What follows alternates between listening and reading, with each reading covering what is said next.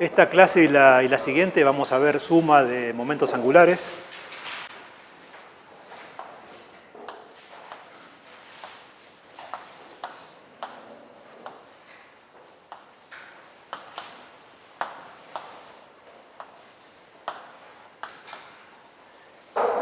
¿A qué se refiere esto? Se refiere a la situación de tener más de un momento angular, puede deberse en el mismo sistema, puede deberse a tener momento angular orbital, por ejemplo para el electrón, y spin, son dos momentos angulares, sabemos que se comportan como dos momentos angulares, y eso se pueden sumar. Sumar en el sentido de tener el espacio tensorial, digamos, el producto tensorial de dos espacios, y tener un operador suma, que es la suma de las extensiones de los dos operadores. Uno puede tener dos partículas que no tienen momento angular orbital, pero sí tienen spin, y uno necesita, digamos, aparece naturalmente en el problema la suma de los spines, o bueno, las combinaciones que a ustedes se les puedan ocurrir. ¿Y a qué se refiere uno con tener el problema de la suma de momentos angulares? Bueno, esquemáticamente lo puedo poner de esta manera. Uno habla generalmente de la suma de dos momentos angulares y después se extiende al caso de más de una manera partiendo del resultado de esta suma y sumando otro momento más. ¿A qué se refiere uno con eso? Bueno, se refiere a que en este caso uno sabe cómo construir el espacio un espacio adecuado, digamos, de autoestados, autofunciones correspondientes a cada uno de los momentos angulares, pensando en que uno diagonaliza el cuadrado, o sea, el j cuadrado y el jz, o una de las componentes de j. Uno sabe construirse el autoespacio para cada uno y en función de esos dos autoespacios quiere construirse el autoespacio, el equivalente, digamos, pero para el momento angular total. Y eso no es por un capricho, digamos, de que uno dice, bueno, se ve más lindo hecho de esa manera. No, es porque, por muchas razones, pensemos en el caso de tener un hamiltoniano que tiene un término, llamo h' a una parte del hamiltoniano, digamos, que contenga una constante por el producto escalar de dos momentos angulares, que esto puede querer decir un momento angular orbital por un spin o dos momentos angulares de dos partículas, lo que fuera. ¿Qué va a pasar si uno tiene un término de esta manera? Bueno, sabemos que lo que genera rotaciones cuando uno tiene más de un momento angular es la suma de momentos angulares. Todas las partículas o todos los componentes del momento angular rotan y esto es lo que genera esas rotaciones. Un término como por lo tanto, no es invariante ante rotaciones generadas por cada una de las componentes, por J1 o por J2 solamente. Uno necesita hacer rotar cada uno de los dos y a eso lo genera el momento angular total. ¿Sí? O sea, sabemos que para producir esto es un producto escalar y cada uno de estos componentes transforma como un vector ante rotaciones. Ahora, eso pasa si genero esas rotaciones con la suma de los dos. Si solamente transformo con uno, voy a rotar en este producto escalar esta componente y no esta. Y eso no va a ser invariante. O sea, el producto escalar, por ejemplo, de dos operadores va a ser invariante ante las rotaciones generadas por el momento angular total. Lo mismo pasaría si tuviese un término que aparece, efectivamente, aparece en el hamiltoniano del átomo de hidrógeno, un acoplamiento entre el spin y el momento angular orbital, L escalar S. Eso no es invariante ante rotaciones solamente del spin o solamente debidas a la rotación espacial, digamos, solamente al momento angular orbital, sino si uno rota las dos cosas. ¿Y por qué me preocupo por la invariancia o por la simetría de ese término ante rotaciones? Y porque si quiero diagonalizar el hamiltoniano, me interesa saber con qué operador conmuta todo el hamiltoniano. Entonces, si uno supone que una parte del hamiltoniano depende solamente de la distancia al centro del potencial, eso es invariante ante las rotaciones generadas por J. Y si la quiero diagonalizar, bueno, me conviene conocer los autoestados de J, no los de J, bueno, de J cuadrado y de JZ, y no de cada uno de estos dos. Entonces, ¿cómo construir una base de autoestados de J cuadrado y JZ en función del conocimiento de estas dos? ¿Sí?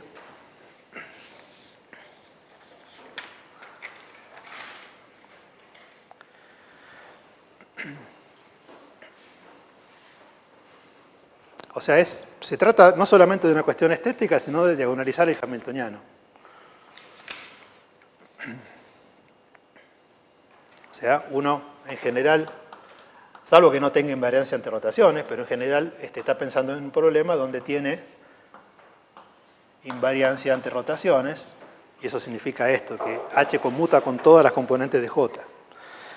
Y lo que dije antes un poco, puede pasar que H con J1, por ejemplo, o J2, va a ser distinto de 0. Bueno, pongamos para el H' que es el que escribí ahí.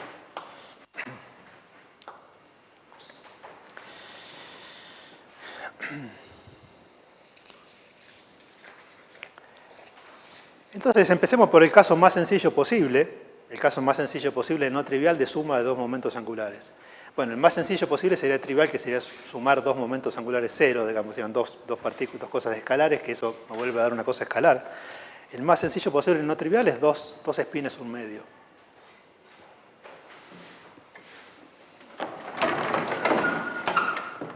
Entonces, el caso más sencillo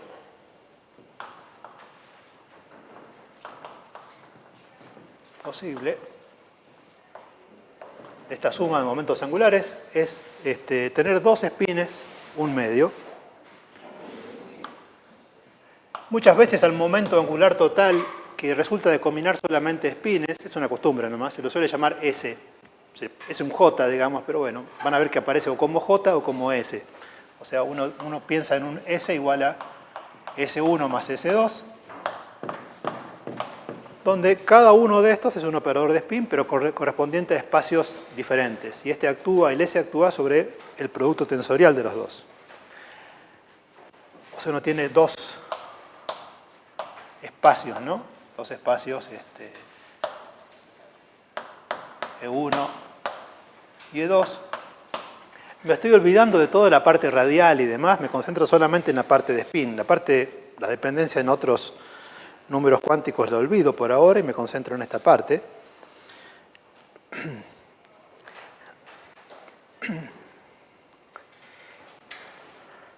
Bueno, ¿cómo se construye entonces? Actúa, decíamos, sobre el espacio producto de los dos, ¿no?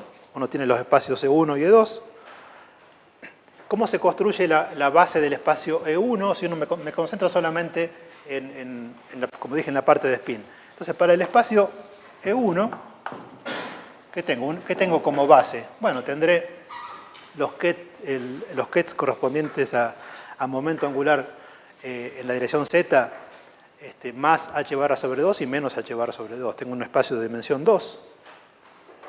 Y a eso si uno quiere ser explícito, le puedo poner un 1. Vamos a ponerlo así. Tengo una base para el espacio 1 y algo equivalente para el espacio 2.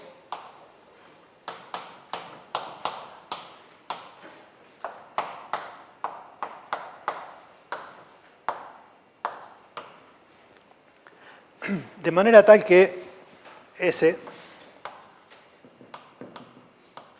1 Z actuando sobre más menos 1 me da más menos h barra sobre 2 más menos 1 y lo mismo para el 2, ¿no? Con un índice 2 tengo lo mismo que lo que pasa acá, ¿sí?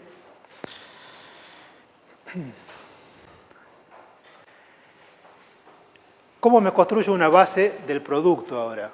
Una base del espacio producto se obtiene de hacer todos los productos tensoriales, o sea, todos los productos entre los dos elementos que tengo para cada una de las dos bases, ¿no? A eso los podría anotar, o sea, una base de E1 por E2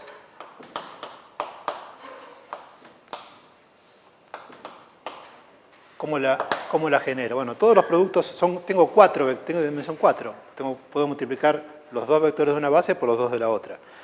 ¿Cómo lo podría notar a eso? Y podría poner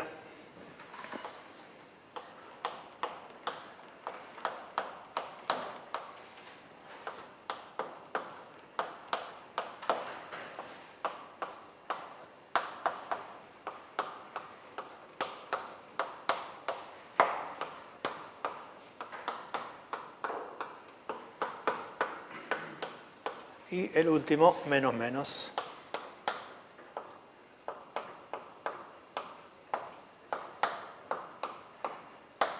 Bueno, esto se suele indicar de otra manera, eso es muy explícito, se suele indicar de otra manera. Notación.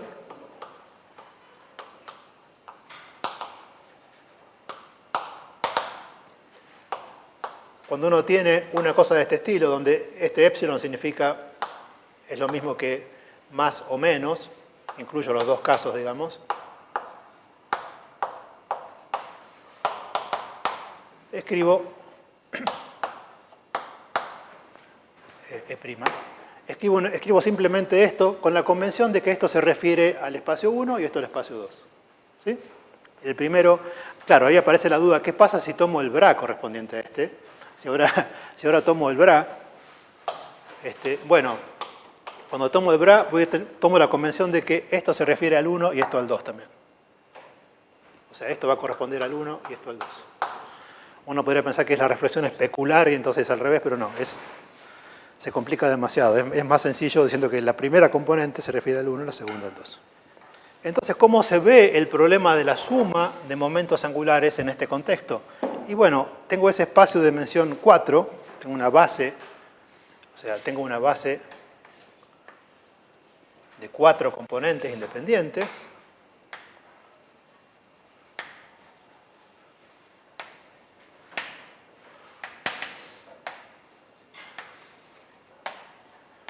O sea, si no sería base.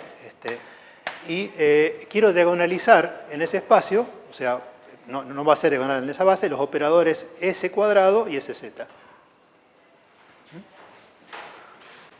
Es que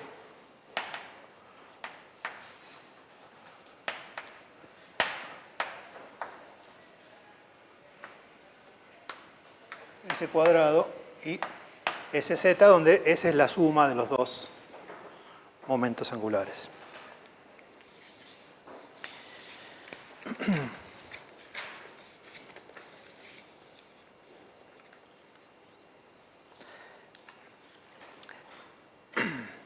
Obviamente, cuando me fije en los autoestados de estos dos operadores, mirando las dimensiones, sabemos que los podemos diagonalizar exactamente porque el SZ total conmuta con ese cuadrado por verificar el S total, el álgebra de momentos angulares. Va a tener que pasar que cuando uno mira la dimensión,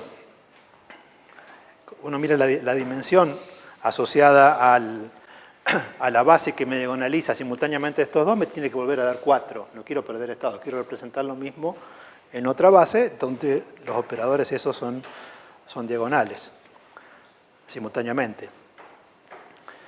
O sea que voy a tener que encontrar 4 vectores también en esa base, pero van a tener que estar ordenados de otra manera para poder ser autovectores de esos dos.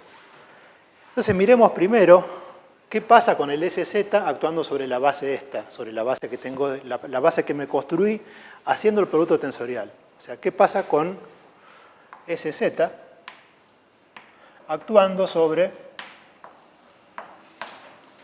estos vectores del espacio producto, digamos.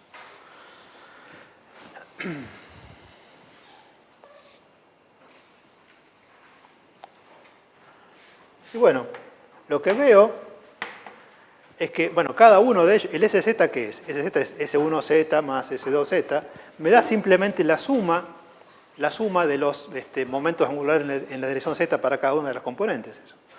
O sea, cuando actúo con SZ sobre más,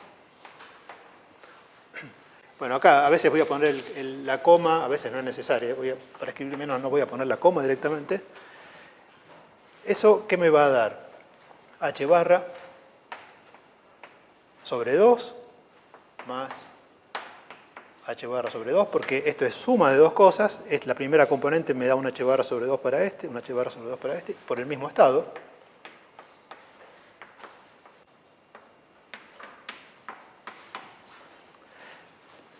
Cuando actúo con SZ sobre más menos, ¿qué me va a dar eso?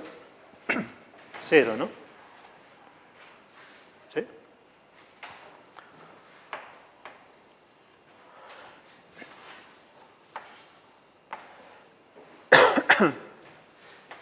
sobre el menos más también me da 0, y sobre el menos menos me da menos h barra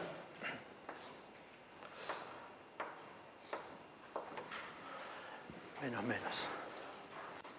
O sea que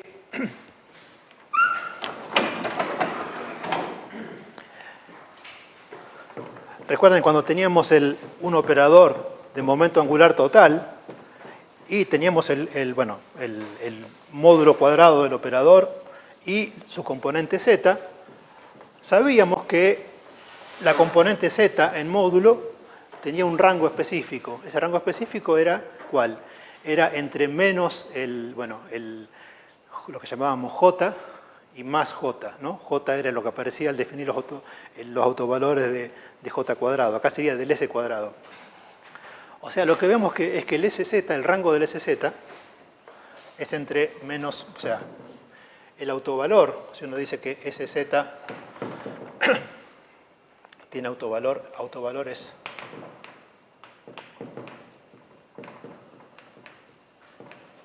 de la forma h barra por m, tenemos que aparece el m igual a ¿cuánto? Igual a más 1, m igual a menos 1, y aparece el m igual a 0, pero me aparecen dos vectores con m igual a 0. ¿Sí?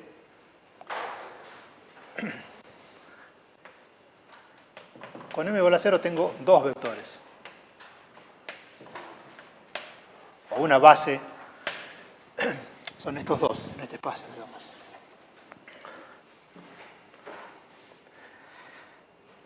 ¿Qué puedo decir en función de lo que tengo acá para los valores de m respecto de qué autovalores ahora de s cuadrado, o bueno, del s total al cuadrado, pueden aparecer? Recordemos que entonces lo que dije, que el rango, que el módulo de m va entre menos j y j. El valor más grande que me pude conseguir para el m es 1. Por lo tanto, ¿qué puedo decir sobre el j que aparece? Es 1. O sea, aparece el valor para los autovalores de s cuadrado, aparece el valor s, se le suele llamar, tiene autovalores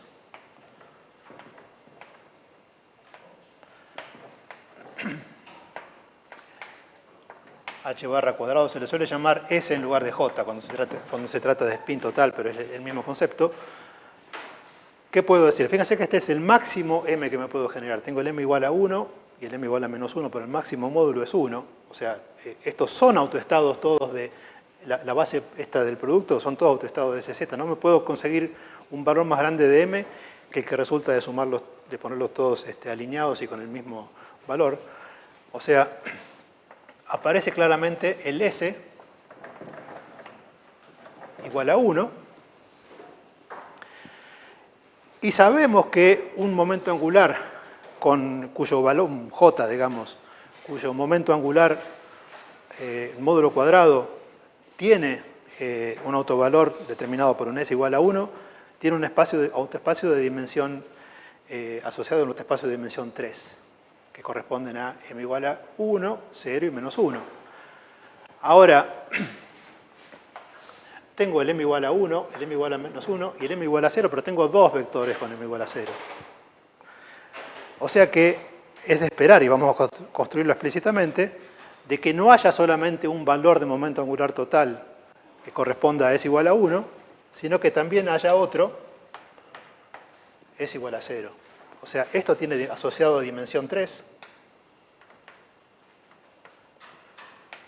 ¿Por qué? Son los valores posibles de m, 1, 0 y menos 1. Recordemos que era 2L más 1, eran la cantidad de autoestados asociados al S cuadrado y al SZ para cada valor de S. Y este va a tener dimensión igual a 1. ¿Cómo podría verificar eso? De que voy a tener dos autoespacios, uno con S igual a 1 y otro con S igual a 0. ¿Cómo podría verificarlo en función de la base que tengo acá? Bueno, puedo fijarme actuando con el S cuadrado y ver si efectivamente, o armarme con el S cuadrado una base de autoestados de S cuadrado y de SZ. Ahora, el autoestado más y el menos, estos ya son autoestados simultáneos de S cuadrado y de SZ. Ya lo son. O sea, no tengo ningún vector más. O sea, si aplico el S cuadrado a cada uno de esos vectores, me da una cosa proporcional a sí mismo. O sea, no tengo... ¿Por qué? Porque el SZ correspondiente a eso es el máximo posible, el módulo. Tengo el 1 o el menos 1. Eso solamente es compatible con un S igual a 1 o con el valor S igual a 1. O sea, estos son autoestados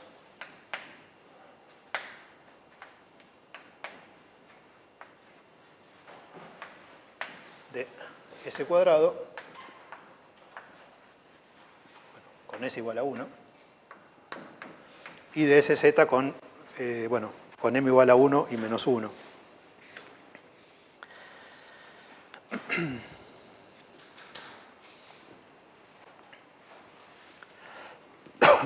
¿Cómo me podría construir un autoestado? O sea, vamos a ponerlo de esta manera. A ver. Llamo de esta manera a la base de autoestados de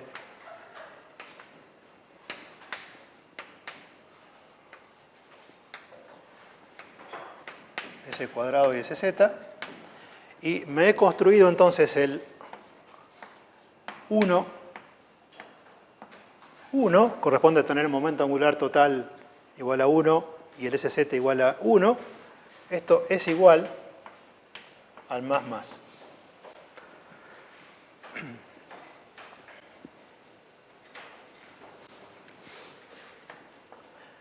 Por otro lado, el 1 menos 1, o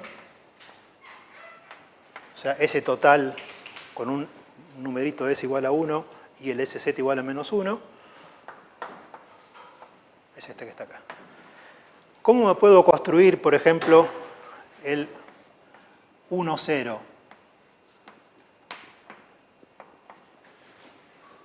Bueno, hay diferentes maneras. Una cosa que uno puede hacer es decir, bueno, tengo el estado con 1, 1, puedo tomar el S menos, el operador de bajada. Recuerden, ¿qué hacía el S menos? Obtenido combinando el SX y el SI. ¿Qué es lo que hacía? Bajaba en 1 la componente de M, digamos, la componente Z, sin tocarme el valor del momento angular total. El operador de bajada, ¿no? Recuerden el S menos. O sea, con el S menos,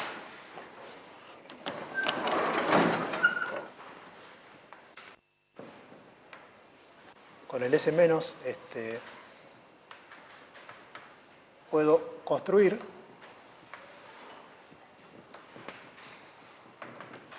el 1, 0. ¿Cómo lo puedo hacer? Bueno,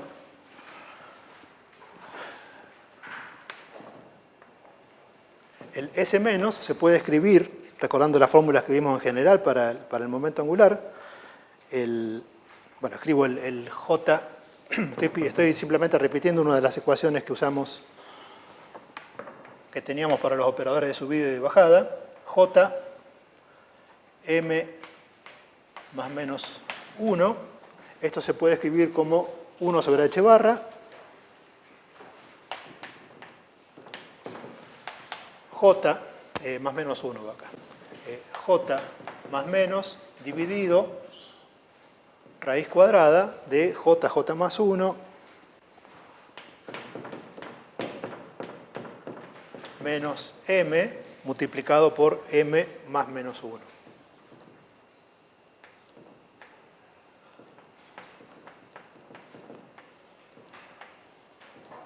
Actuando sobre JM. Si hago esto para el autoestado correspondiente a 1, 1, me puedo construir con el J menos el autoestado 1, 0. Entonces, en este caso sería 1, 0, igual a 1 sobre h barra, J menos 1 1 dividido, ¿y acá qué tengo que poner? Bueno, estoy diciendo que actúo sobre el 1, 1, eso corresponde, y con el j menos voy a actuar, o sea que voy a tener acá un 0, o sea, esta parte no está, y tengo 1 raíz de 2, ¿no? ¿Sí? Tengo el j que estoy poniendo es igual a 1. O sea, 1 sobre raíz de 2 h barra j menos. El j menos, si recuerdan, cuando uno, de hecho pusimos la forma explícita del j menos y el j más en el caso de spin 1 medio, eran matrices que tenían todos ceros menos un 1 fuera de la diagonal, precisamente para subir o bajar, bueno, j menos y j más me refiero, para subir o bajar el autoestado, el ket, digamos, suponiendo que, bueno, que puedo hacerlo. Por ejemplo, si ya tengo un estado con, si ya tengo la componente correspondiente a signo más y quiero subirlo me da 0, y si ya lo tengo en un estado menos y quiero bajarlo me da 0. O sea, solamente sube cuando estoy en el otro estado correspondiente a menos h barra sobre 2 y baja si estoy en más h barra sobre 2. Son matrices 0, 0, con 3 0 y un 1, digamos, fuera de la diagonal. J menos, vamos a ponerlo, escribo el S menos correspondiente a una de las, correspondiente a un espacio de dimensión 2, a uno solo de los estados, el S menos es h barra 0, 0, 0, 1.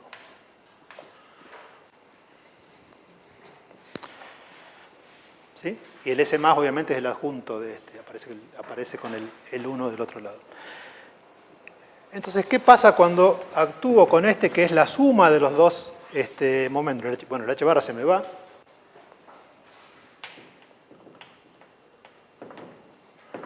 Va a quedar 1 sobre raíz de 2, y esta es la suma de los dos. Tengo un j menos asociado al estado 1, al espacio 1, y un j menos asociado al espacio 2. Bueno, en un caso me va a bajar bueno, vamos a ponerlo explícitamente.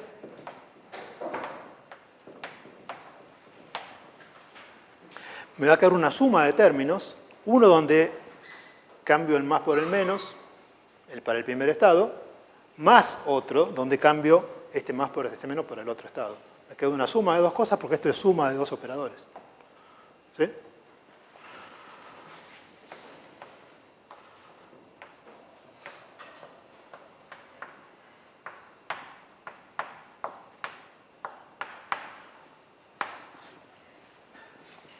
¿Sí? Recordemos que esto es J1 menos más J2 menos, y tengo que sumar las dos contribuciones. Una donde le cambio el signo, bueno, o le bajo, no es cambiar el signo, es bajar. Si tuviese un menos, me daría un 0, digamos, y aplicar acá como tengo los dos con más, es cambiarle el signo a pasarlo a un menos, y más una contribución donde hago lo mismo para el segundo, para la segunda componente.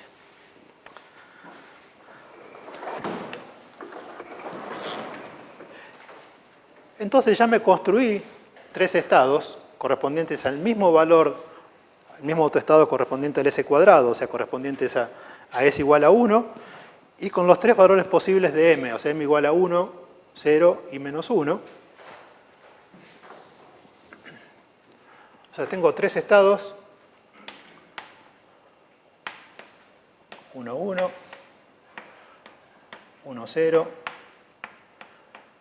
y 1, menos 1. Estos dos son inmediatos, y bueno,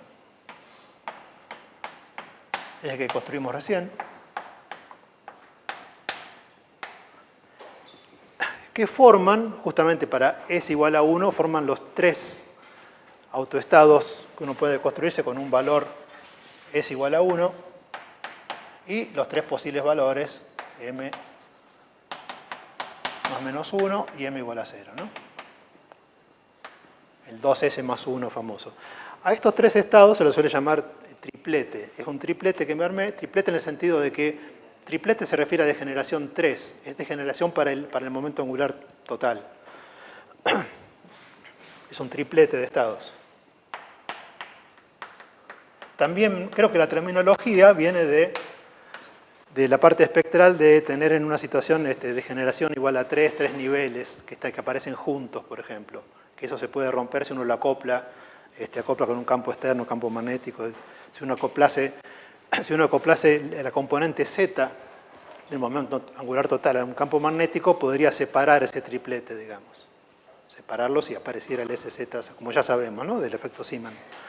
Ahora, estos son tres estados. O sea, bueno, construí tres estados combinando 4 de los estados de la base del espacio producto y me sobra un único estado que tiene que ser autoestado también de S cuadrado y de SZ. Si es un único estado, sabemos que el único objeto con dimensión 1 que uno puede armarse es un estado que tenga el autovalor correspondiente a S cuadrado igual a 0 y por lo tanto ningún m igual a 0, digamos, un escalar. Tiene que estar contenido en el espacio generado por el más menos y el menos más. Además va a corresponder a un autovalor distinto porque el S va a ser igual a 0, por lo tanto puedo elegir un vector ortogonal a este. ¿Sí? S va a tener entonces S igual a 0 y m igual a 0, lo noto así, 0, 0. Obviamente uno puede elegir una fase, convenciones distintas, pero bueno, lo escribo de esta manera.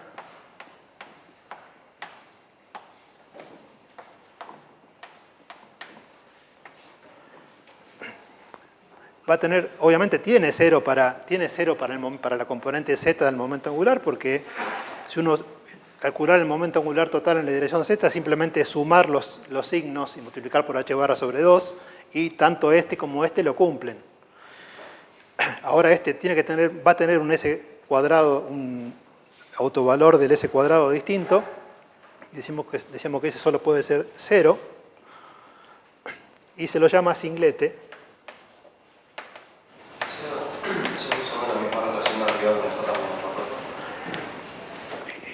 Esto se refiere al J total, sí. Sí, pero sale de usar la misma relación, ¿no? De arriba. No, o sea, esto de acá no me cambia el momento angular total, el J menos. El J menos conmuta con el S menos conmuta con el S cuadrado. O sea, con el J menos me construyo objetos que tienen el mismo autovalor de S cuadrado, o sea, en este caso 1, y cambio solamente la componente Z. Ahora este tiene componente 0. O sea, no lo puedo obtener puedo verificar que tiene momento angular total 0, pero no lo puedo construir bajando desde el otro. Porque recuerden que J más menos conmuta con J cuadrado. ¿Sí? O sea, justamente por eso pude obtener este a partir de acá. Tiene el mismo valor de J cuadrado, S cuadrado, y le cambio solamente la Z. Digamos. En cambio este tiene 0 acá. Lo que puedo hacer es lo construí simplemente diciendo es ortogonal a los otros. Tiene que ser ortogonal y tengo solamente una opción, digamos. Lo que puedo hacer es verificar efectivamente que tiene S total igual a 0. Veamos un poco más sobre el singlete.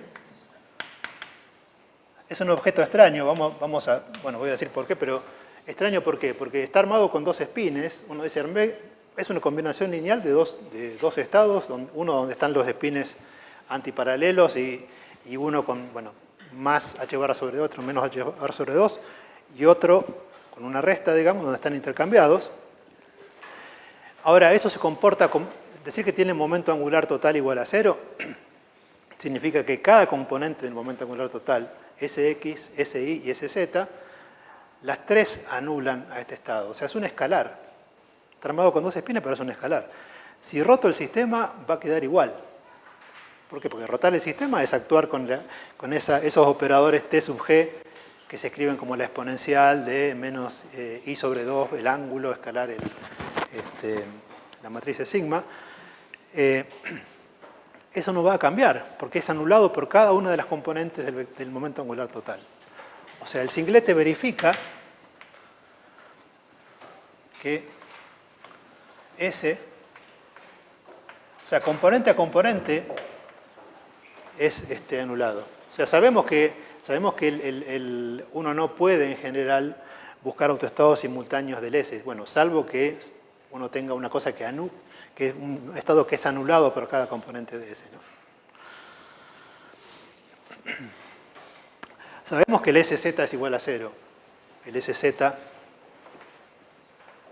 o sea, es explícito porque lo armé con autoestados de SZ.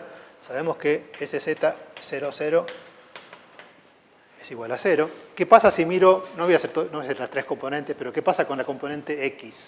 Si actúo con el SX total sobre el singlete. ¿Cómo hago para ver el resultado de actuar con el SX? Bueno, eso se puede escribir como S1X más S2X, 1 sobre raíz de 2, más menos, menos, menos, más.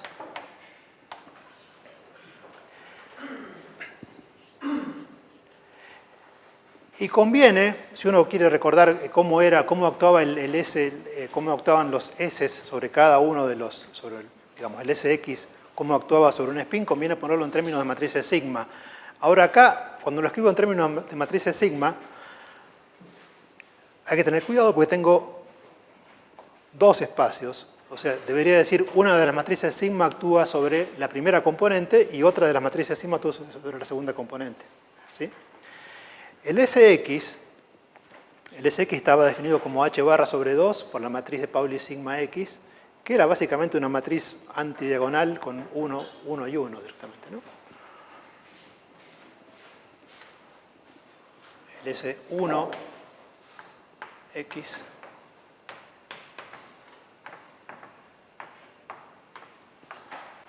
lo mismo para el S2, es una matriz sigma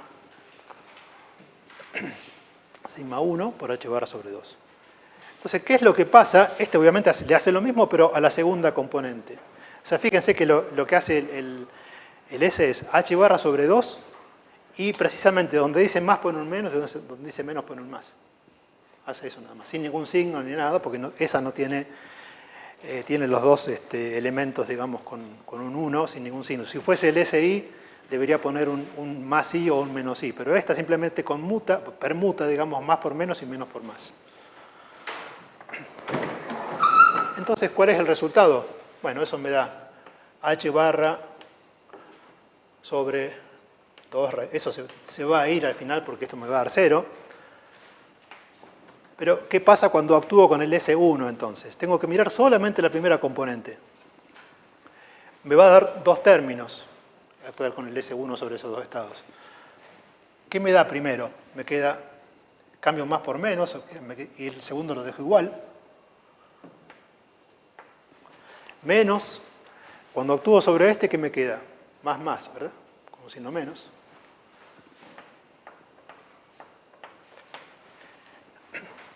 Y ahora me falta actuar con el S2. El S2 ahora va a actuar solamente sobre la segunda componente y siempre sin agregar ningún cambio de signo.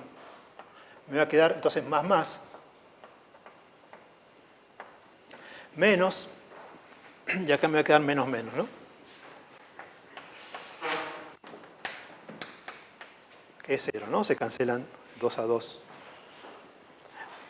¿Sí? Lo mismo pasa con el S total componente I, por razones distintas. La componente I del S total también permuta, pero hay un cambio de signo y una I. Pero bueno, verifiquen ustedes que... Por lo tanto, el singlete se comporta realmente como un escalar.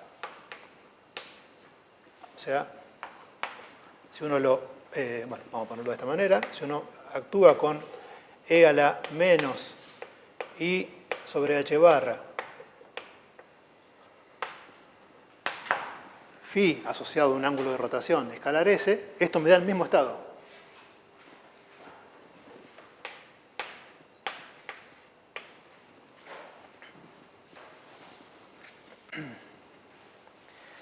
Entonces me construí una base para el mismo espacio de dimensión 4, o sea, tenía 2 por 2, digamos, en términos de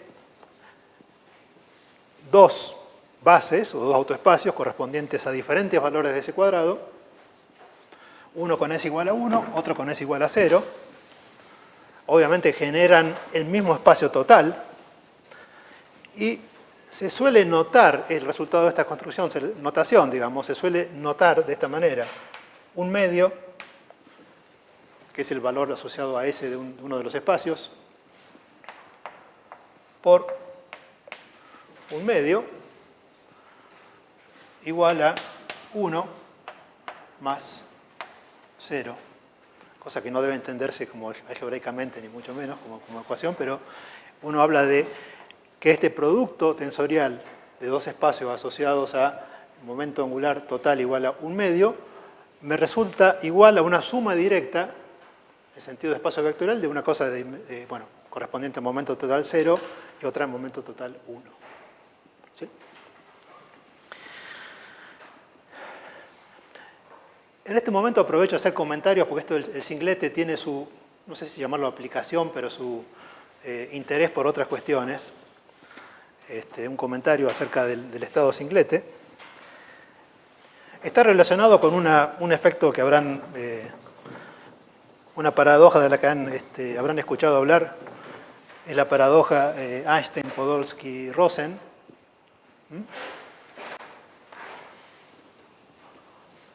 ¿A qué se refiere eso? Bueno, es un experimento pensado, pero que se ha podido realizar no en la variante propuesta originalmente, sino en formas equivalentes, que consiste en pensar en un sistema. La versión original se refería a observables correspondientes a espectro continuo y demás, pero bueno, las versiones más modernas piensan en precisamente tener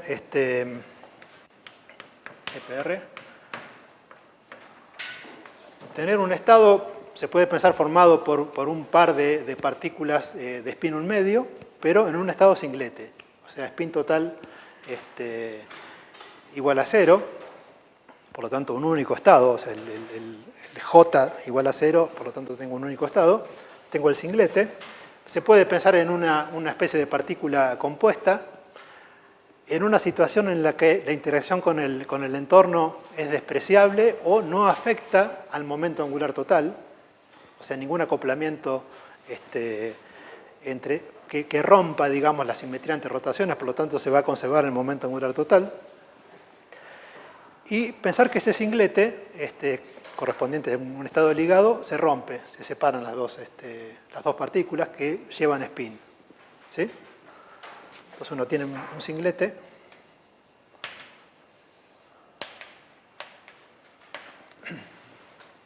armado, como dijimos recién, entonces, donde uno tiene dos partículas,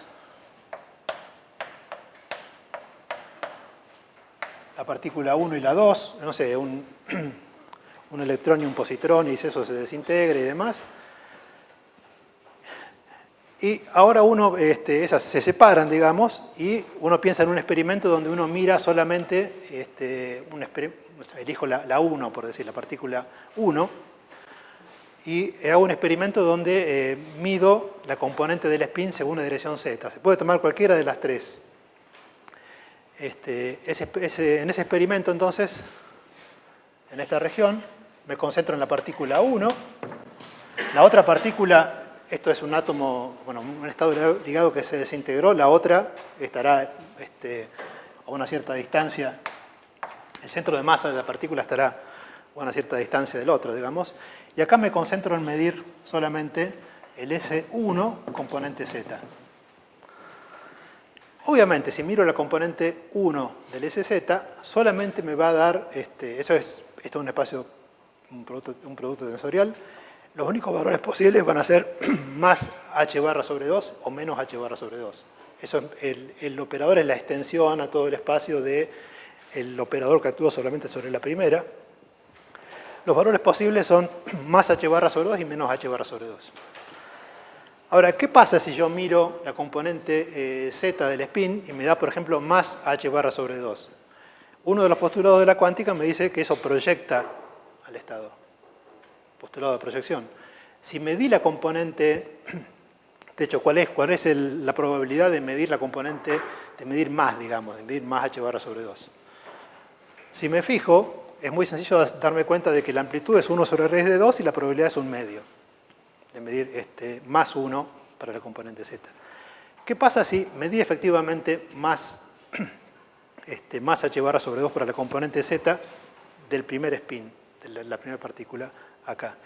Lo proyecté, o sea, supongamos que midió más, h barra sobre 2, lo proyecté después de medir, y fíjense que el resultado de la proyección me va a dar, 1 sobre raíz de 2 por más menos, después lo normalizo y me queda más menos. Es la única componente de estas dos que tiene autovalor más h barra sobre 2 para el S1Z. O sea, como resultado de la proyección, el estado de todo el sistema queda igual a eso. Todo el sistema quiere decir acá y acá. Por lo tanto, si ahora en el otro lugar donde llegó la partícula 2, alguien mide la componente z de la partícula del spin correspondiente a la partícula 2, el que está acá sabe con certeza 1, porque es un único estado, de lo que va a medir es menos h barra sobre 2.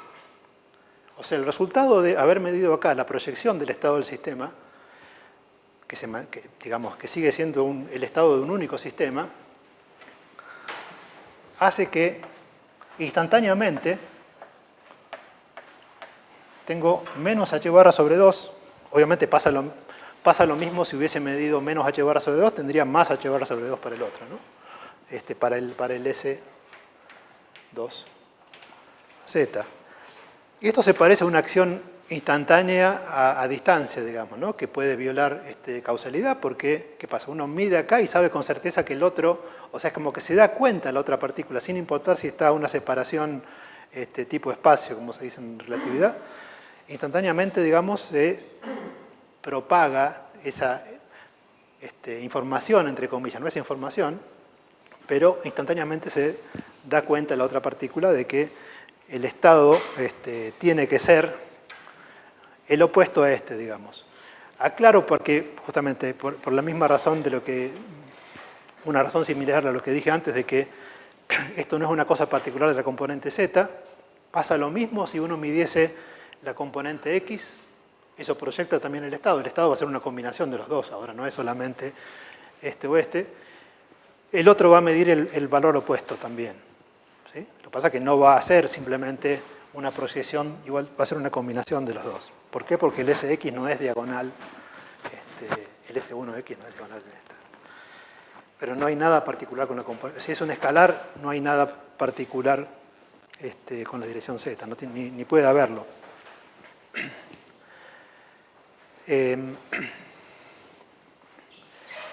Bueno, esto introdujo, todavía hay discusiones sobre esto, sobre si es se habla de violación de localidad, porque es como decir que el sistema, el estado sabe o mantiene información sobre puntos que están alejados a una distancia apreciable. Obviamente que hay limitaciones. Uno tiene que asegurarse de que el estado del sistema es efectivamente un estado, que uno tiene un estado que mantiene lo que se llama coherencia. Para que pase eso, para que no haya una mezcla estadística, eso es perder la coherencia, tener una mezcla estadística con una cierta probabilidad para las diferentes componentes, tengo que asegurarme de que no haya acoplamientos que destruyan eso. ¿Acoplamiento qué significa? Y que haya, por ejemplo, interacción con partículas a una cierta temperatura. Eso introduce, sabemos que la temperatura introduce factores de Boltzmann y probabilidades y demás, y se destruyen los términos de interferencia de alguna manera en un estado que era coherente antes. Esto, por ejemplo, dio lugar a aplicaciones. La criptografía cuántica se basa en esto. Ahora, no viola relatividad. Uno podría decir, con esto podría propagar información a distancia, pero bueno, hay teoremas, se llama teorema de no comunicación, que dice que esto no permite comunicar información de un lugar a otro. Como todo teorema, la gente le busca la vuelta de plantear a ver cómo puedo modificar las hipótesis del teorema para que la conclusión sea distinta, para poder comunicar. Y hay algunas muy creativas, digamos, esto es siguen apareciendo ahora. Uno podría pensar, no puedo transmitir información porque si bien cuando yo mido puedo asegurar que el otro va a medir lo opuesto, no sé cuánto voy a medir, porque puede ser más o menos. O sea, no puedo decirle, te estoy mandando un menos, por ejemplo, porque no lo sé hasta que lo mida, ¿no? Pero, ¿qué pasaría, por ejemplo, si quien está acá en el sistema 1, obviamente se pone de acuerdo con el sistema 2 primero, y le dice, bueno, yo, bueno, cuando se desarma esta partícula, o cada tanto, digamos, se produce un par de estos, si te quiero mandar un 1, lo que hago es medir el estado. Eso significa un 1. Si quiero mandar un 0, no hago nada. Eso durante un cierto periodo de tiempo. O sea, si medir el estado para mí significa un 1 y no hacer nada significa un 0. Ahora, ¿cómo detectaría quien está en el 2 ese 1 o ese 0? Bueno, debería hacer lo siguiente. Recibe antes, digamos, en un intervalo, antes de que se haya producido la ventana, digamos, en la cual se van a transmitir la información, recibió el estado, lo retiene, digamos, antes de que se produzca la medición en 1, y fabrica una copia del estado primero. Fabrica una copia, o varias, se recibe el estado y lo copia. Entonces, lo que puede hacer es, con esas varias copias del estado, después de que pase el intervalo en el cual uno quiere mandar información, ese intervalo previamente acordado, se fija en la distribución estadística de haber medido la componente z. Si le aparece siempre el mismo estado, significa que midió, porque el estado quedó proyectado. Si le aparece una distribución aleatoria con probabilidad igual para los dos, significa que no lo midió y le mandó un 0. O sea que si en este lugar hubiese un mecanismo para recibir un estado y fabricar copias, y después medirlas, podría intercambiar información a velocidad superluminal incluso, ¿no? ¿Qué pasa? Hay un teorema que se llama teorema de no fotocopias o no Xerox theorem, que lo que dice es que no hay un mecanismo compatible, digamos, con la mecánica cuántica que permita tomar un estado y fabricar copias. Brevemente significa que uno no puede recibir un estado. Dicho brevemente, digamos,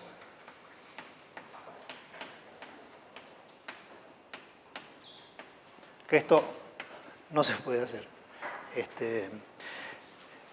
Uno ve más o menos inmediatamente que hay un problema, si uno quiere implementar esto, hay un problema con la linealidad.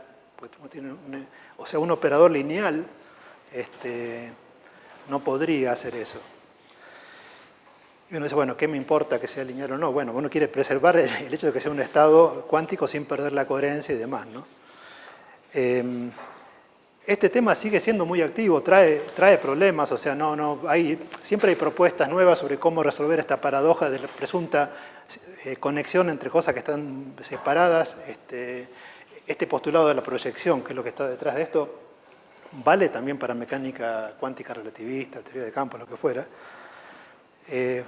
Para que tengan una idea, hay trabajos recientes de hace pocos años, de Maldacena incluso y otros más, donde ligan o tratan de explicar esta paradoja de Einstein, Podolsky y Rosen en términos de el puente de Einstein-Rosen.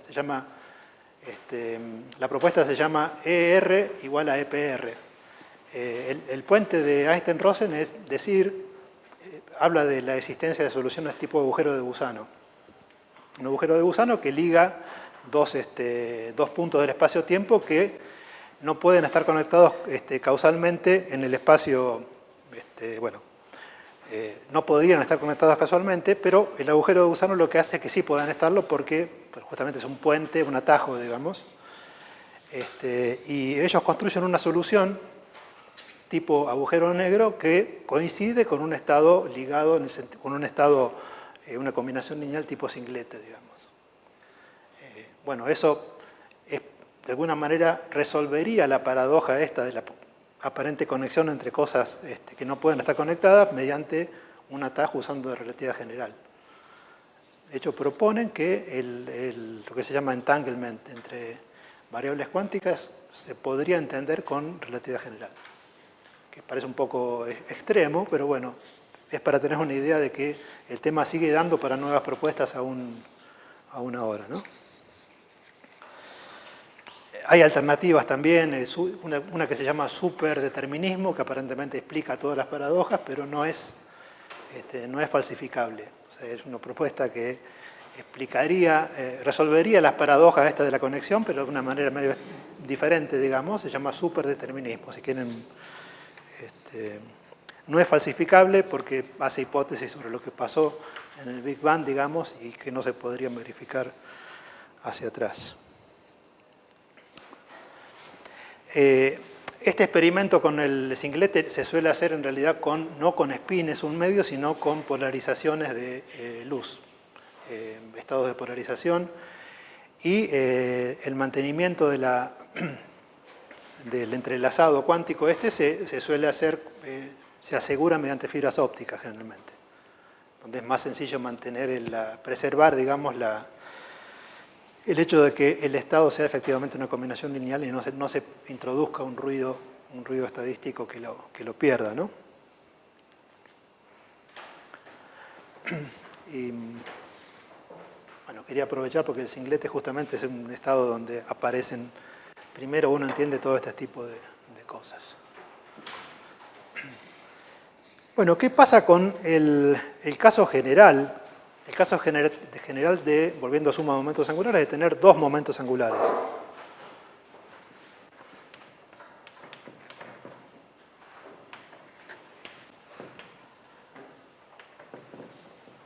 En general de tener J1 y J2. Vamos a plantearlo por lo menos al problema y en todo caso terminamos en una clase más. ¿Cómo se traduce lo que dijimos antes a este caso? Bueno, respecto de J1, que es el autovalor del J asociado al J cuadrado del sistema 1, este va a dar lugar a un espacio de dimensión 2, J1 más 1. El J2 va a dar un espacio de dimensión 2, J2 más 1 en el espacio 2. Y si uno toma la base producto, tendrá un espacio de dimensión 2J1 más 1 por 2J2 más 2. ¿Sí? Uno va a tener el espacio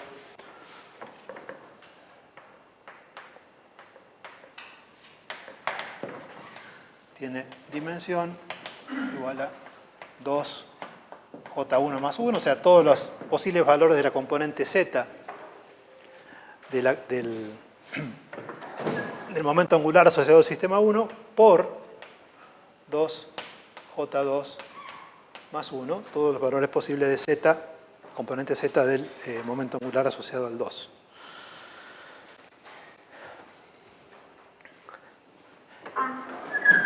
Entonces uno tiene una base,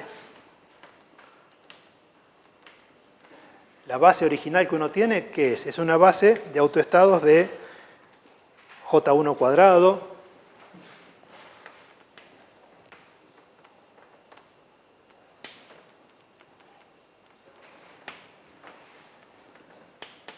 de J1 cuadrado, J2 cuadrado, J1Z, J2Z, y quiere pasar a una base de autoestados de J cuadrado y JZ, donde J es la suma de J1 más J2. Noten una cosa, uno dice, bueno, estoy cambiando de base, paso de una que tengo autoestado de J1 cuadrado, J2 cuadrado, J1Z, J2Z, a esta que dije con J cuadrado y JZ. Fíjense que no necesito combinar diferentes autovalores de J1 cuadrado, por ejemplo, o del J2 cuadrado, porque cada uno de ellos, o sea, J1 cuadrado sí conmuta con el vector J total, porque es el cuadrado de J1. Es un producto escalar de dos vectores. O sea, el momento angular total conmuta con J1 cuadrado y con J2 cuadrado. No con la componente, no va a conmutar en general con cada una de las componentes del vector J1 o del vector J2, pero sí con el J cuadrado. Es un producto escalar de dos vectores. ¿Sí? Lo mismo el JZ, va a conmutar con J1 cuadrado y con J2 cuadrado. O sea, el cuadrado también. Por supuesto que lo puedo hacer explícitamente, pero es lo de siempre. El J total conmuta con objetos que son cada uno de ellos momentos angulares y armo un producto escalar, digamos, o un módulo cuadrado.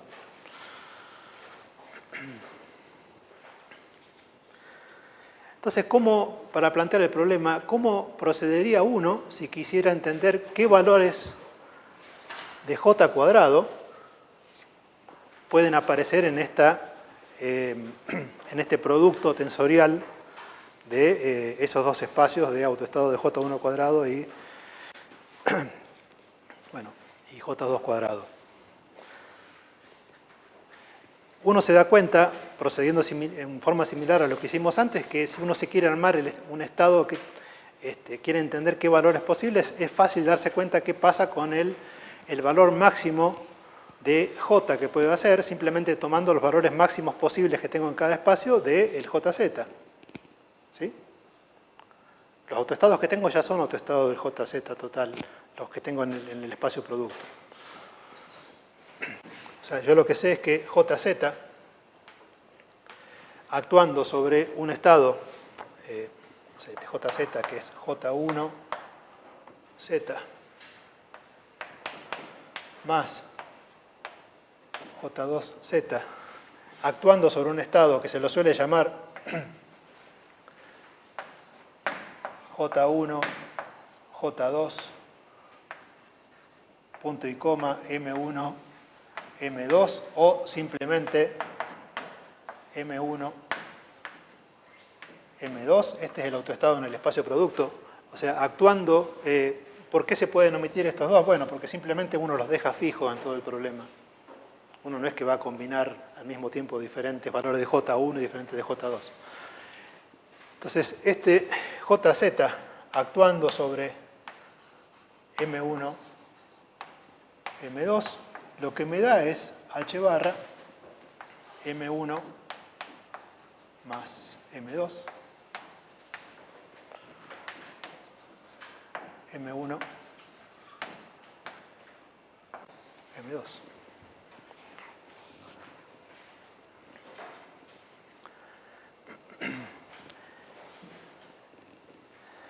Entonces, puedo hacer una tabla para entender lo que pasa.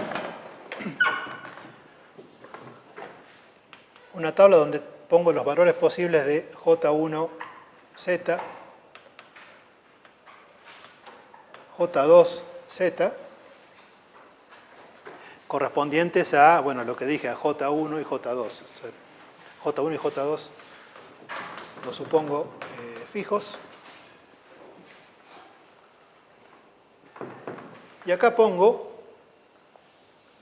para las diferentes opciones que voy a escribir, cuánto me da el valor total del M total, digamos, ¿no? La suma de M1 más M2.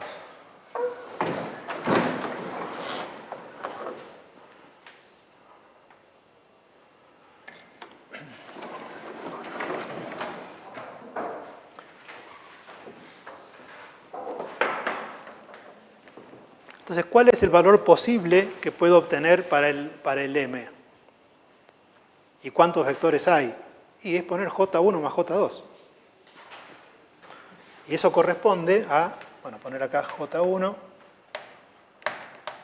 y J2.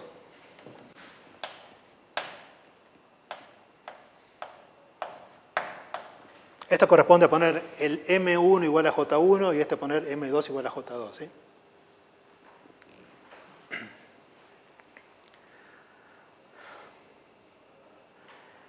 ¿Cuántos vectores tengo que me den lugar a este valor máximo para él? Es el valor máximo que puedo conseguir con los autoestados de JZ total. Y tengo uno solo. ¿Sí?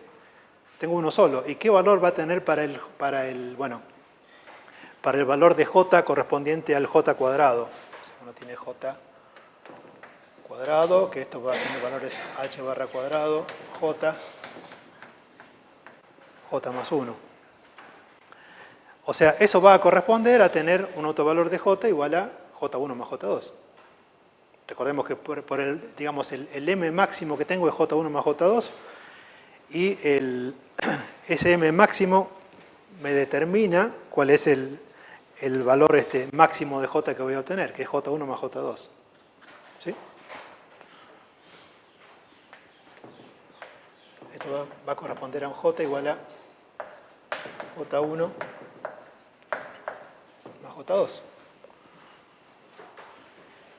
Y sé que voy a tener ese espacio, ese autoespacio correspondiente a J igual a J1 más J2 y todos sus correspondientes vectores con diferente valor para el JZ, que por ejemplo lo puedo obtener aplicándole el J menos al vector que me construí con M1 igual a J1 y M2 igual a J2. Ahora el J menos, eso no me cambia el J total y me construyo todos los 2 por J1 más J2 más 1 vectores aplicando el J menos y bajando. Lo mismo podría haber hecho si partía de menos J1 menos J2 y subía, es lo mismo. ¿Sí? O sea, el máximo valor de JZ es este y puedo obtener... Ahora, ¿qué pasa si, obviamente, si uno tiene, salvo que no tenga solamente J iguales a un medio y demás, pensemos en J iguales a no sé, 5 medios, 7 medios, o valores más, o enteros, pero bastante mayores. ¿Qué pasa si me pregunto ahora por sumar una componente menor, digamos, menor en 1? Recuerden que las diferencias, digamos, cada uno de los valores de la componente Z los tengo que ir decreciendo en 1, ¿no? Sea entero o sin entero el valor del momento angular, eso siempre tengo una, la misma menos 1, menos 2. Obviamente tiene que haber algún m menor que este, si, por ejemplo, me sale que tengo el J igual a 2, por ejemplo. Tiene que estar también el M igual a 1 total. Ahora, pasa lo siguiente. Yo me puedo armar ahora con un M igual a J1 más J2 menos 1. A eso lo puedo conseguir poniendo J1 y J2 menos 1 y al revés.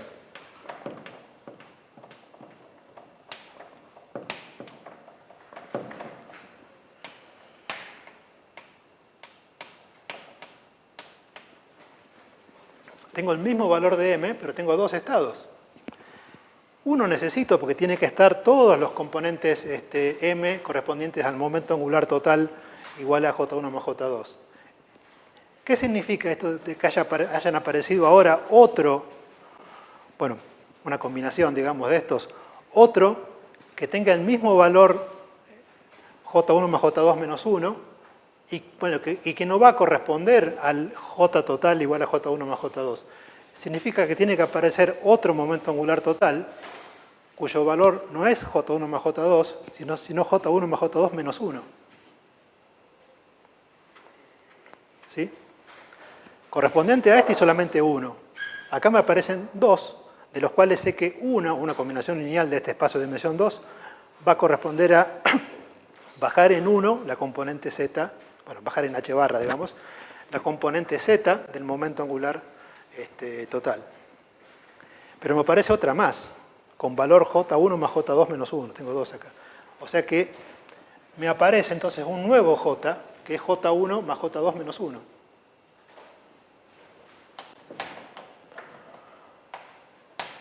A este lo sigo teniendo, A este lo sigo teniendo, pero me aparece un J igual a J1 más J2 menos 1.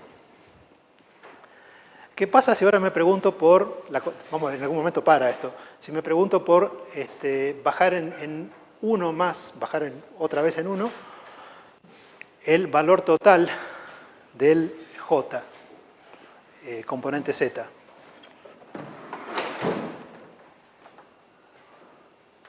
Vamos a ir separando estos.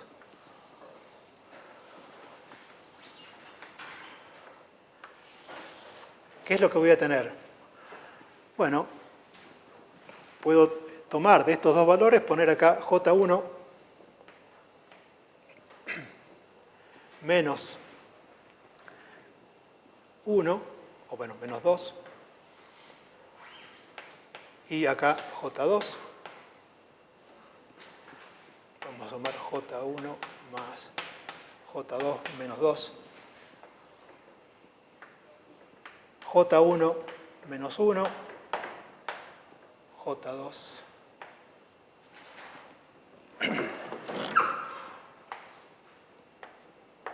menos 1, J1, J2 menos 2. Y todos estos tres ahora tienen J1 más J2 menos 2.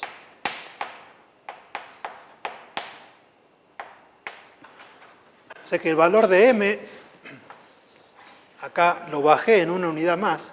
Obviamente tienen que estar, siguen estando las componentes con diferente m del momento angular total igual a J1 más J2, lo que corresponde a J1 más J2 menos 1, pero ahora me aparece otro, me aparece también el J, un J nuevo, igual a J1 más J2 menos 2. En el caso del momento angular, de los dos momentos angulares igual a un medio, en el caso de los dos espines un medio, ¿qué pasaba con esto? Teníamos un medio, nos daba 1, y bajábamos, ¿y qué pasaba? Al bajar podíamos bajar uno y el otro no, podemos bajar y armarnos entonces dos objetos con momento angular total en la dirección z igual a 0, dimensión 2. Una de esa dimensión 2, una parte correspondía al triplete y la otra es el singlete, que corresponde a tener momento angular total igual a 0 en lugar de 1, ¿no? Bueno, acá pasa esto, me va apareciendo un momento angular nuevo, un J nuevo cada vez que bajo. Ahora, ¿qué pasa? En algún momento se corta esto. Si me concentro solamente, basta con que me concentre solamente en los m positivos, los valores de m positivo para el JZ. ¿Por qué? Porque esto se refleja simétricamente también. Recuerden que el m baja hasta menos j. No voy a descubrir nada nuevo si empiezo desde abajo o si reflejo todo esto. Basta con mirar la parte positiva. La acotación del m se refiere al módulo de m que va entre menos j y j. No hace falta ir hasta... Basta con llegar hasta m igual a 0, digamos, ¿no? O al mínimo que pueda llegar.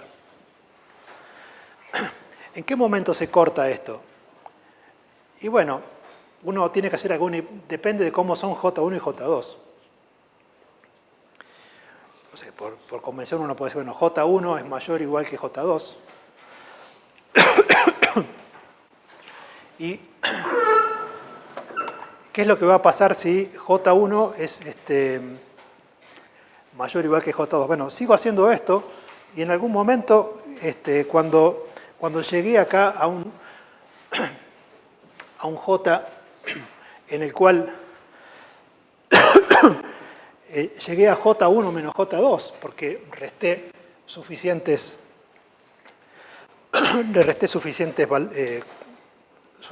unidades al J total, ¿qué va a pasar? Y si sigo bajando, me paso a valores negativos de la componente Z del J. O sea que el menor valor de J que me puedo conseguir es J1 menos J2, y J2 es menor o igual que J1. Está incluido el 0, si son iguales los dos. Si son iguales los dos, puedo llegar a un 0 directamente. En general, el mínimo que voy a poder conseguir es J1 menos J2, porque si sigo bajando, ya necesitaría tomar componentes negativas para uno de los dos, en este caso para el J2. Dicho de otra manera, si sigo restando, en algún momento siguen apareciendo componentes de JZ, pero no una más.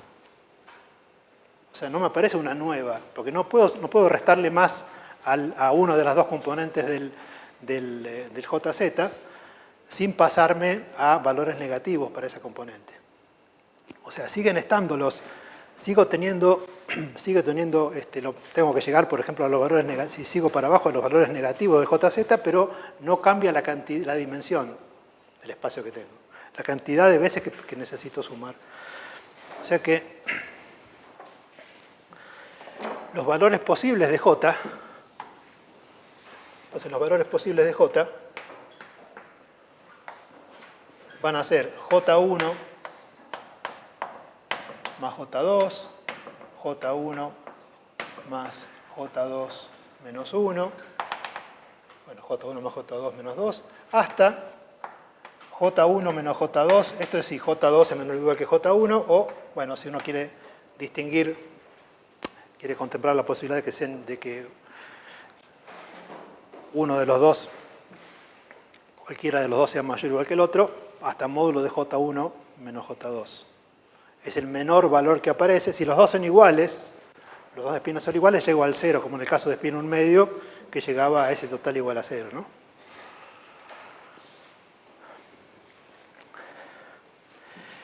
Que, si se fijan, uno es paradójico porque el J aparecía en una ecuación donde uno miraba el autovalor de J cuadrado, con un H barra cuadrado J más 1, pero lo que obtiene para los valores posibles del J total, el autovalor asociado al J total, el J que aparece como JJ más 1 en el valor de J cuadrado, se comporta como si fuese, en cuanto a estos valores posibles de la suma, como si fuese el módulo del vector suma. O sea, esta sería como, si uno pensara en vectores J1 y J2, el módulo máximo de J1 más J2 es la suma de los módulos, ¿no? O normas. Y el mínimo, que es esto, ¿no? El mínimo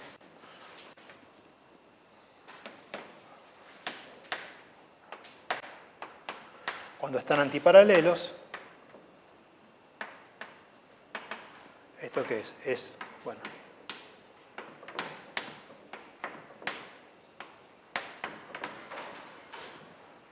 bueno, pasa esto para los J, pero bueno, J1 y J2 no son módulos de un vector, sino que aparecían de forma medio extraña, aparecen como J por J más 1, pero de todos modos, lo que resulta para los valores posibles de la suma, del J asociado a la suma, se parecen a los que daría un modelo vectorial de suma de momentos angulares en cuanto a los valores posibles máximo y mínimo, ¿no?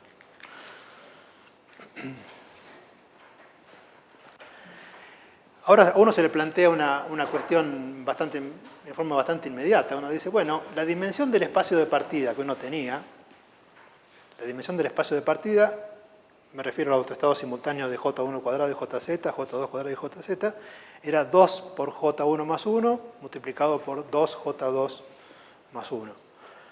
¿Cómo aseguro que la dimensión asociada a todos estos espacios que aparecen acá, que son cada una de ellas es, bueno, que tengo un 2 por J1 más J2 más 1, 2 por J1 más J2 menos 1 más 1, que la suma de todas estas dimensiones me da igual que la dimensión original? Bueno, puedo verificar. O sea, miremos si las dimensiones coinciden. Entonces la dimensión original, la dimensión del E1 por E2,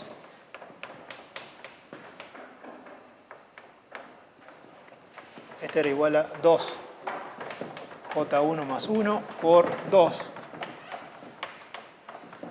J2 más 1. Comparemos eso con la dimensión que saldría de decir, tengo cada uno de los espacios correspondientes a cada uno de los J y la sumo. ¿Eso qué sería? Sería sumar, desde J igual a J1 menos J2, supongo que J1 es mayor o igual que J2, hasta J igual a J1 más J2 y la dimensión que tengo para cada uno de los espacios. Eso es 2 por J más 1.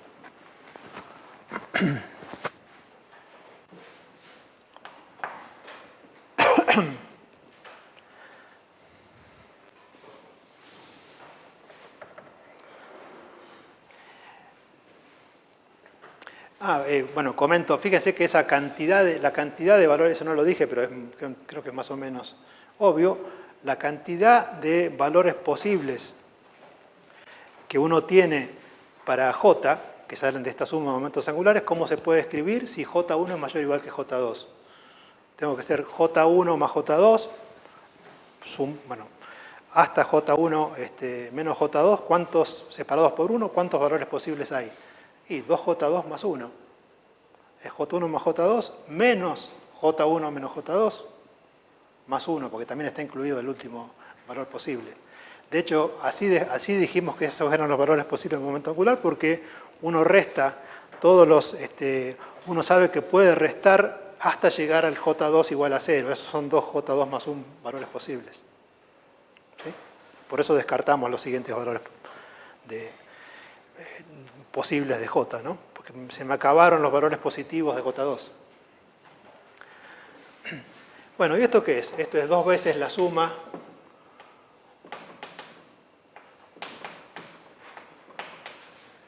esta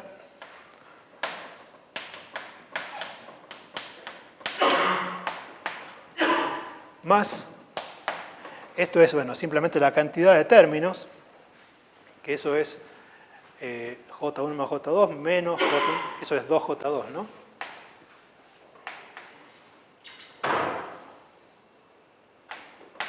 Más 1, ¿no? Pues tengo también incluido este.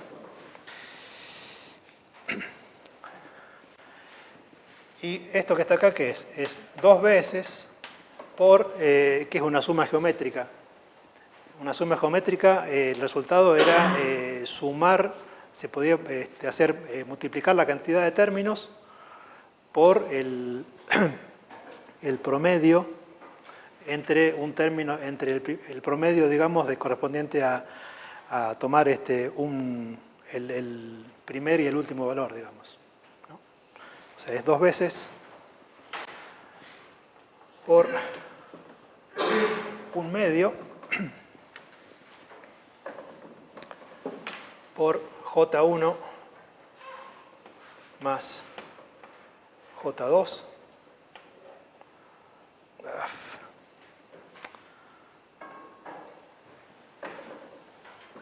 medio por J1 más J2 más J1 menos J2. Esto es el promedio.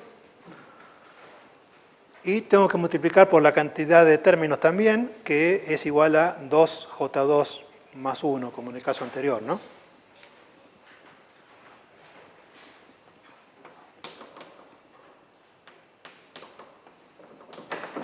Promedio de primero y último. Este 2 estaba, y esta es la cantidad de términos, más 2J2 más 1. Esto que está acá, ¿qué me da? Bueno, se me cancela el J2.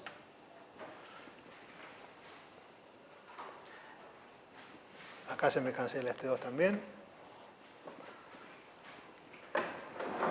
Y esto es igual a 2J2 más 1 multiplicado por 2J1 más 1. ¿No? Esta suma de acá me da, esto es J1, esto es 2J1.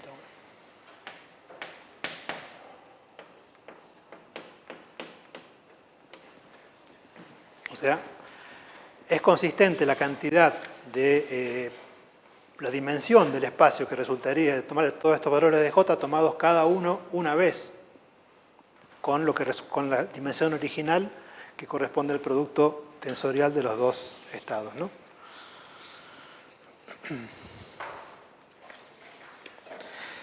¿Qué es lo que necesita uno para trabajar, digamos, y decir entonces cómo sumar momentos angulares? Lo que falta, que lo vamos a ver en la próxima clase, es cómo se construye, cómo se relaciona una base con la otra, con la base del espacio producto, con la base correspondiente a autovalores, a autoestados comunes de J cuadrado y JZ. El equivalente a lo que hicimos para el S total en el caso de los espinos de un medio. Obviamente si es una transformación de base, esa base va a ser una matriz, se puede representar por una matriz unitaria. Los coeficientes de esas matrices están tabulados, tomando ciertas convenciones. Uno sabe que el cambio de base en un espacio vectorial, en este caso de dimensión finita, complejo, siempre hay base ortonormal a base ortonormal, pero siempre hay convenciones de fase, formas de definir los vectores. Lo que se suele hacer es tomar las convenciones que hagan que sean lo más sencilla posible la matriz de cambio de base, y se puede construir una matriz que tenga todos sus elementos reales. Están tabuladas, se llaman coeficientes de Clebsch-Gordan, lo que corresponden a ese cambio de base, y lo vamos a construir la clase que viene. Bueno.